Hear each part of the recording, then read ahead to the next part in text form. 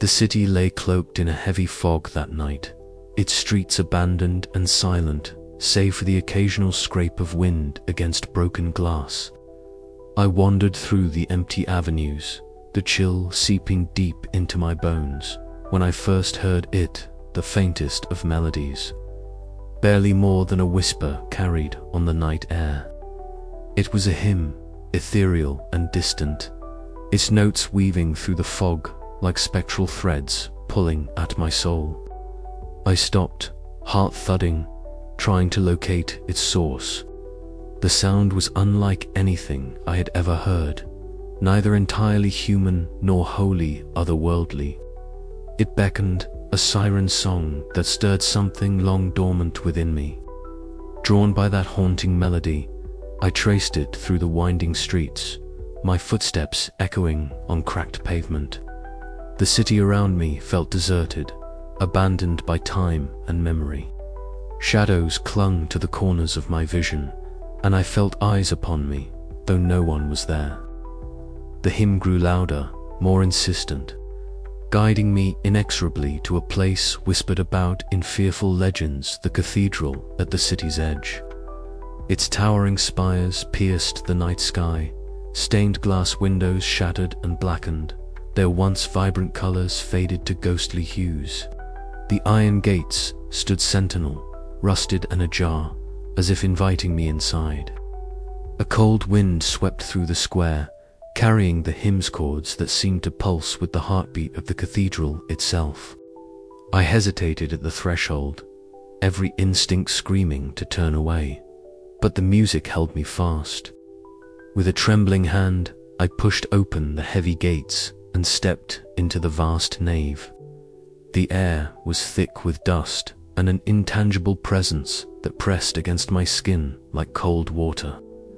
No choir was visible, yet the hymns filled the cavernous space, sung by unseen throats that resonated through cracked stone and shattered glass. The pews were draped in shadows, the marble floor stained with a faint, dark residue that gleamed faintly in the pale moonlight filtering through the broken windows. The hymn swelled, a chorus of voices layered in haunting harmony, enveloping me in a sound both beautiful and terrible. I found myself humming along, my voice merging with the spectral chorus, the notes seeping into my veins. The cathedral seemed alive, breathing with the music, its walls pulsing with each cadence. A sudden chill ran down my spine as I sensed I was not alone. Something watched me from the darkness of presence, both ancient and malevolent, yet oddly familiar. I tried to steady my breath, to anchor myself in the tangible world, but the hymn's pull was overwhelming. It was a song of sorrow and longing, of endless lament and unyielding devotion. It called to me, promising answers to the questions gnawing at my soul, to the creative void that had hollowed me out since Lena's death. As I ventured deeper into the cathedral's shadows, the voices rose in a crescendo that threatened to shatter my mind. Yet I could not flee. I was bound by the melody, caught in the crimson thread of a hymn that promised either salvation or damnation. The journey had begun, and there was no turning back. The haunting melody echoed once more, fading into a whisper that promised secrets yet to be revealed. And I stepped forward into the unknown. The air inside the cathedral was heavy, thick with the scent of dust and decay, the remnants of incense long since dissipated. I stepped cautiously over the fractured marble floor, my footsteps echoing hollowly against the cavernous walls. Colored shards of stained glass hung fractured in the window frames, casting fractured, spectral patterns onto the ancient stone. The light, though muted by the overcast sky outside, spilled in uneven pools of crimson and emerald, flickering as if the cathedral itself breathed with a hidden pulse. A faint, disjointed melody drifted through the vastness, a fragmented hymn that teased the edges of my hearing. It was elusive, like a whisper carried on a dying breeze, yet it beckoned me deeper. I stopped, pressing my ear to the cold stone wall, trying to catch the tune in its entirety. The notes were mournful, twisting and turning in a way that felt both familiar and alien, an echo of something lost long ago. I moved forward, the silence pressing in around me, broken only by the occasional drip of water from a leaky roof and the distant, indistinct murmur of voices that seemed to rise from the very stones. My skin prickled as I felt the weight of unseen eyes upon me. Every shadow shifted and pulsed, and the once stable ground beneath my feet seemed to tremble with a restless energy. The cathedral's vast nave stretched out before me, columns rising like skeletal fingers toward the shrouded ceiling. Here and there, remnants of broken pews and shattered choir stalls lay scattered, their wood rotted and splintered. I approached one such stall, the surface scarred by time and neglect. My fingers brushed over ancient carvings, delicate angels, and twisted vines, now eroded beyond recognition. A faint note hung in the air, mournful and aching, tugging at the edges of my soul. It was as if the cathedral itself was singing, its voice cracked and weary but persistent. A sudden chill brushed against my neck, and I spun around, heart pounding. The shadows seemed to coalesce momentarily into a vague figure, only to dissipate when I blinked. Whispers flickered just beyond comprehension, teasing my thoughts and unraveling my resolve. I forced myself to breathe, to steady my racing mind, but the cathedral's oppressive atmosphere was suffocating. The hymn grew louder, more insistent, threading itself through the silence like a trap. I pressed onward, the darkness swallowing me whole.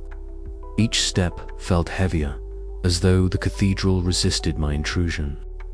The hymn fractured and reassembled in my ears, weaving a tapestry of sound that intertwined with my memories and fears. My thoughts blurred the line between reality and nightmare, growing thin and indistinct. The stained glass windows groaned as a sudden gust swept through the broken arches, scattering dust motes that danced like phantoms in the dim light. The chorus of whispers rose to a crescendo, voices overlapping in a dissonant harmony that chilled my blood. I stumbled back, heart hammering, but the voices did not fade. Instead, they lingered, haunting and relentless, filling every corner of the vast, decaying sanctuary. I realized then that I was no longer alone. The cathedral had awoken, its unseen choir reaching out to claim me, to draw me into their eternal song. And though dread gnawed at the edges of my mind, a strange, dark fascination held me fast. I could not turn away, not yet.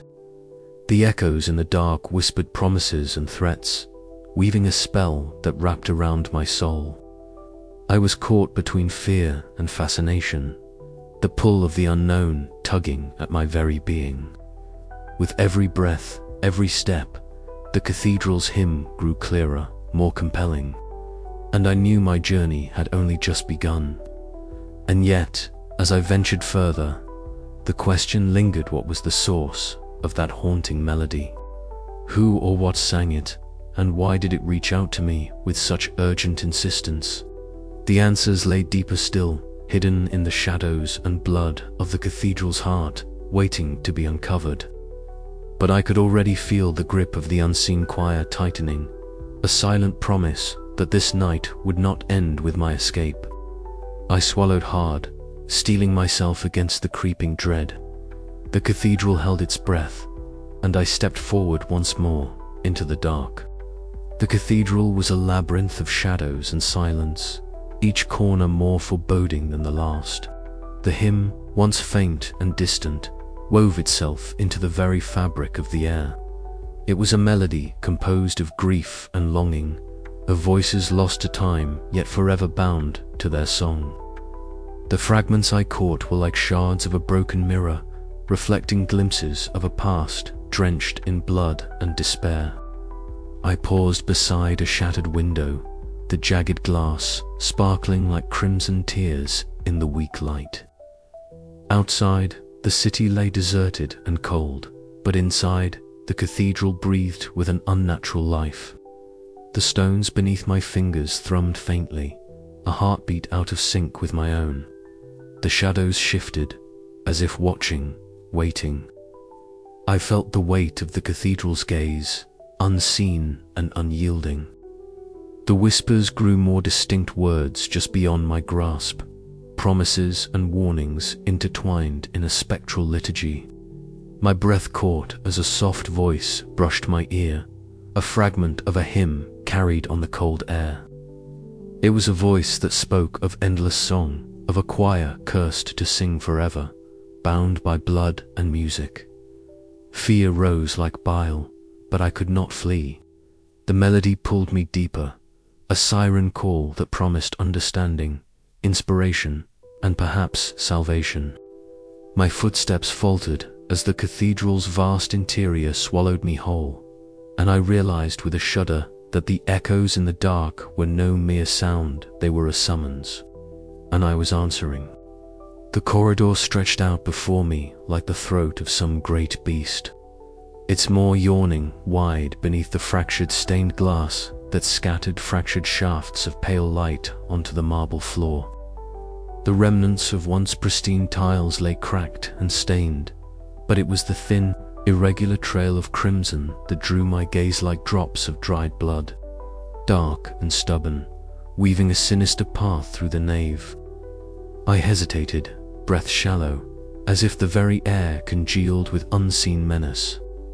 The melody the haunting choir hymn had faded to a distant murmur, but my ears still caught its echo beneath the cathedral's vast silence. Compelled by a restless curiosity and a dread I could neither name nor resist, I knelt to trace the trail with trembling fingers. The marble was cold and rough beneath my touch.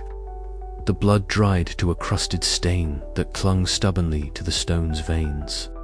Moving cautiously, I followed the trail towards a cluster of ancient choir stalls. Their once majestic would now splintered and darkened, soaked through with what I dared to believe was blood, danshong, congealed and heavy with the weight of forgotten rites. The scent was faint, but unmistakably a coppery tamps that filled my nostrils and made my stomach twist. My fingers brushed over the splintered wood, then shifted to the stone pillars flanking the stalls. There, carved deep into the cold limestone, were cryptic inscriptions, runes and symbols that pulsed faintly with an otherworldly shimmer. The light seemed to bend around them, casting elongated shadows that danced like whispers on the walls.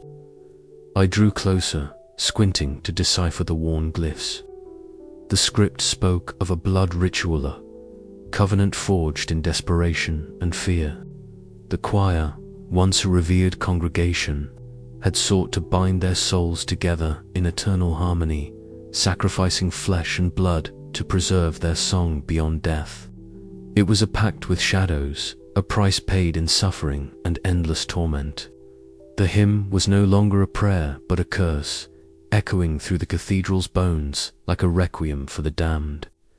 A shiver ran down my spine as the cathedral seemed to pulse around me.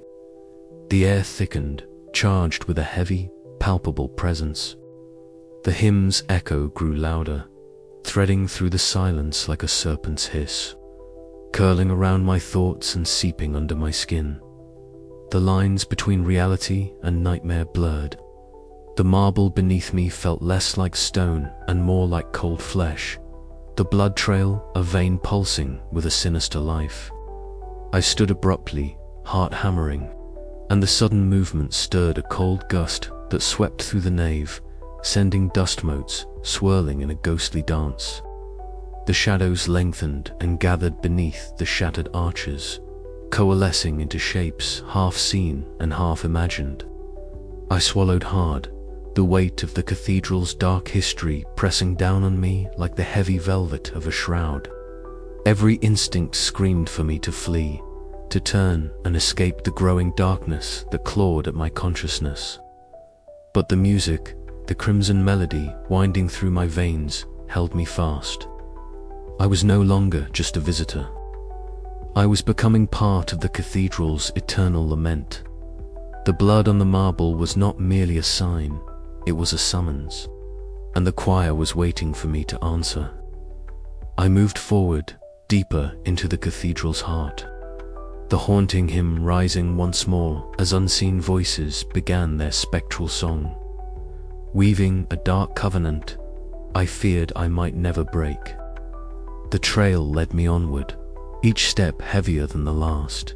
The crimson stains, a relentless reminder of the price paid by those who sang before me. I could feel it, the pull of the blood ritual, the binding notes that threatened to claim me as their own. The cathedral was no longer just a ruin. It was a living prison, and I was its newest captive. My hands trembled as I traced the inscriptions again, committing their cursed words to memory, knowing that understanding was both my weapon and my chain. The choir's song was a siren call, seductive and terrible, promising both creation and destruction. The blood and the music were entwined, a symphony of possession that echoed through the ages. A sudden sound of faint scraping, like nails on stone, made me whirl around, breath catching in my throat. But there was nothing, only the shadows and the whispering hymn. I was alone, yet not alone. The choir was here, invisible but undeniable, waiting. I swallowed my fear and pressed onward, compelled by a mixture of dread and fascination that only deepened with each passing moment. The cathedral's secrets were unraveling before me, and I was powerless to stop the melody that was rewriting the very essence of my soul. The crimson trail was both a path and a warning. To follow it was to step closer to the choir's eternal song and the darkness that lay beyond. And so I walked deeper into the cathedral, the blood on marble my only guide, the hymn my only companion, spiraling into a nightmare from which there was no clear escape. The air grew colder the deeper I ventured into the cathedral, as if the very walls exhaled a breath long held in silence. Shadows stretched and twisted under the fractured stained glass, casting fractured pools of light that trembled with each step I took. The haunting hymn, so faint at first, had now become a persistent undercurrent, an unsettling melody that seemed to seep from the very stones beneath my feet. I hesitated near the nave, my fingers tracing the cracked marble balustrade, when a subtle movement caught my eye. At the periphery of my vision, shapes flickered, vague forms that dissolved whenever I looked directly at them. Yet, drawn by a mixture of dread and curiosity, I held my gaze steady. Slowly, the shadows solidified into figures, their outlines sharpening into the unmistakable shape of robed choir members. They were ghastly, their robes tattered and soaked in dried blood that glistened faintly in the muted light. Faces, once human, now distorted in eternal torment, their features blurred as if smeared by unseen hands. Their eyes, hollow and black, seemed to pierce through me, and their mouths moved in perfect synchrony. Yet, no sound reached my ears, only a chilling silence that pressed against my eardrums. Then, without warning, the silence shattered. A wordless hymn burst forth from the choir, a sound not heard but felt, vibrating through the air and burrowing deep into my chest. The melody was unlike anything I had ever known, both beautiful and grotesque, a lament and a curse entwined in a single breath. It wrapped around me like a noose, tightening with each note, compelling my heart to beat in time with its rhythm. I stumbled backward, clutching at my head as the music invaded my mind. Memories, emotions, and sensations flooded me in a dizzying torrent, the warmth of Lena's touch, the sting of loss, the ache of loneliness, soul, twisted and smeared with the choir's dark song. It was as if the music was not merely sound, but a living entity, weaving itself into my very being. The spectral figures drifted closer, their presence overwhelming and suffocating. I could smell the coppery temps of blood heavy in the air, taste it on my lips. Their eyes locked onto mine, demanding, pleading, condemning. The music pressed harder, relentless and merciless, an unyielding tide threatening to drown my will. Desperation surged within me. I forced my legs to move, stepping away from the choir as their song crescendoed into a crescendo of madness. Yet, even as I fled, the hymn clung to my skin, a sinister echo embedded in my bones. The cathedral itself seemed to pulse with the choir's unholy music, its breath shallow and uneven, as if alive and watching. When the figures finally faded back into the shadows, leaving only the lingering melody behind, I collapsed to my knees. My breath came in ragged gasps, my heart pounding not with fear alone, but with a strange, aching longing. The line between terror and fascination had blurred into a single, unbearable thread. I knew then that the Crimson Choir had marked me. Their unseen hymn now sang inside me, a dark covenant woven from blood and music. There was no turning back, not without paying a terrible price. And so, with trembling hands, I rose to follow the fading echoes deeper into the cathedral's heart, into the nightmare that awaited. The cathedral's silence was punctuated only by the distant, otherworldly hymn that seemed to seep from the very walls. I moved cautiously through the nave, my footsteps echoing softly on the cracked marble floor, fragmented shards of stained glass casting fractured light across the pews. The air was thick, cold, and heavy, as though the cathedral itself exhaled a breath long held. Then, as if summoned by the music itself, she appeared. At first, a whisper of movement in the corner of my eye, a flicker of something pale and shimmering. I turned sharply, heart pounding, and there she stood, a woman, ethereal and translucent, clad in a nun's habit that hung in tatters like cobwebs caught in a forgotten corner. Her skin was ghostly pale, almost luminous against the gloom, and her eyes glowed faintly red, twin embers burning with a sorrow I could scarcely comprehend.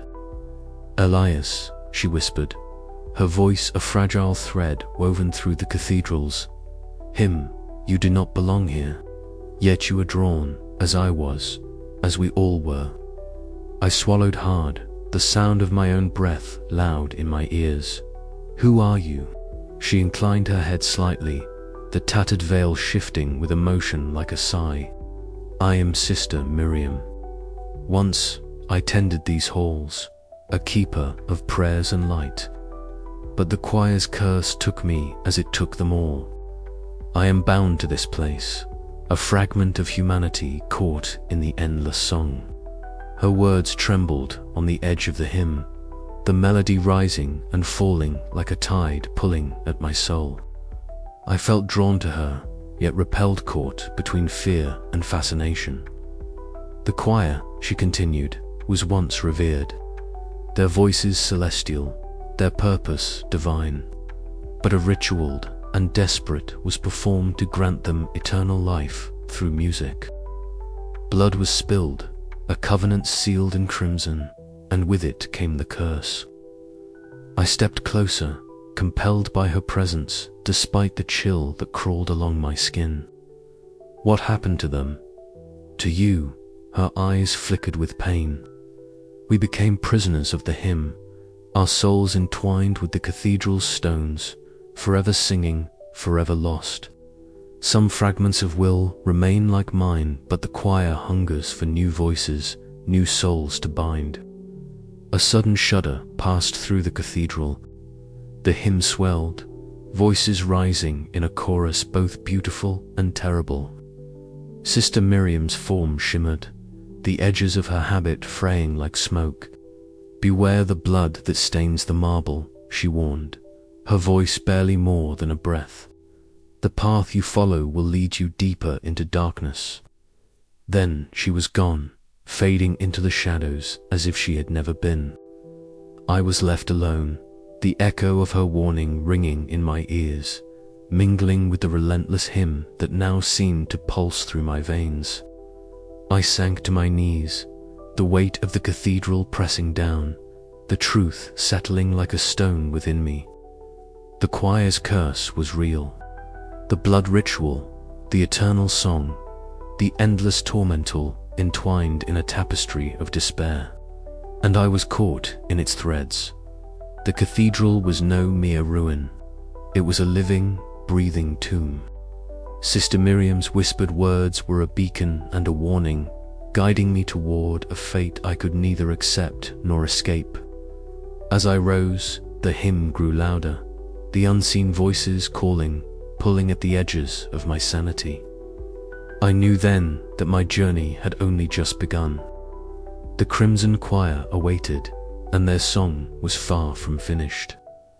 I would follow the blood trail further into the cathedral's heart, chasing the echoes of a past drowned in sorrow and stained with sacrifice. But with each step, the weight of Sister Miriam's warning hung heavy in the errant omen of the darkness to come. And I could no longer tell if I was the hunter or the hunted. The cathedral's shadows deepened, and the eternal hymn beckoned. I had to listen, or be consumed.